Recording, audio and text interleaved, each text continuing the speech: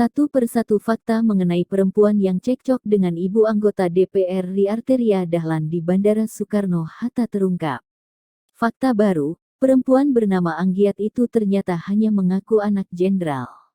Dikutip tribuntimur.com, Rabu tahun 2021, pengacara Anggiat, Clense Pak Pahan, menjelaskan, jika kliennya bukanlah istri dari Brigjen Zamroni, melainkan adik sepupunya.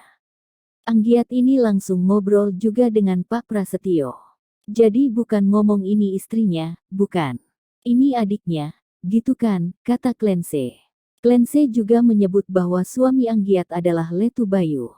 Letnan 1 Letu adalah pangkat dalam jenjang perwira pertama di kemiliteran.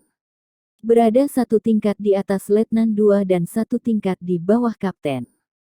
Diketahui Letu Bayu juga ada di lokasi saat insiden ribut-ribut dengan Arteria Dahlan. Kasus ini sementara ditangani kepolisian. Anggiat sudah mencabut laporannya di kepolisian. Perempuan ini juga sudah meminta maaf kepada Ibu Arteria Dahlan. Anggiat juga meminta maaf kepada institusi TNI dan Polri atas keributan yang ditimbulkannya.